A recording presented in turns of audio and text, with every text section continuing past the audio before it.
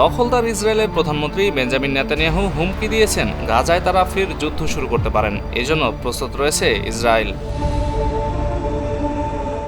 রোববার সামরিক বাহিনীর এক অনুষ্ঠানে নেতানিয়াহু আরও জানান, হামাসকে সম্পূর্ণ নির্মূল করার যে লক্ষ্যমাত্রা তারা ঠিক করেছেন সেটি অর্জন করবেনই, হোক সেটি আলোচনার মাধ্যমে অথবা অন্য কোনো উপায়ে। তিনি বলেন, আমরা যে কোনো মুহূর্তেই তীব্র যুদ্ধ শুরু করতে প্রস্তুত আছি। গাজায় আমরা হামাসের সংঘবদ্ধ বাহিনীকে শেষ করে দিয়েছি, কিন্তু কোনো সন্দেহ থাকবে না আমরা যুদ্ধের সম্পূর্ণ লক্ষ্য অর্জন করব।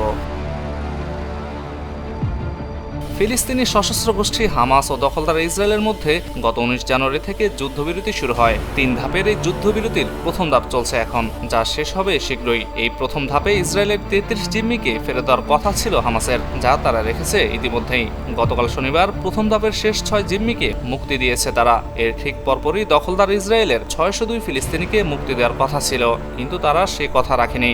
গতকাল সারাদিন পেরিয়ে আজ সারাদিন চলে গেলেও এখনও সেই ফিলিস্তিনিদের মুক্তি দেয়নি ইসরায়েল। কাতার ভিত্তিক সংবাদ মাধ্যম আল জাজিরা জানিয়েছে, গাজাবাসী মনে করছেন সেখানে ফের যুদ্ধ শুরু হওয়ার শঙ্কা অনেক বেশি। 2023 সালের 7 অক্টোবর থেকে দীর্ঘ 16 মাস ইসরায়েলি সেনারা গাজায় বর্বর হামলা চালিয়েছে। এ সময় প্রায় 60,000 ফিলিস্তিনি নিহত হয়েছেন, আহত হয়েছেন 1 লাখেরও বেশি মানুষ।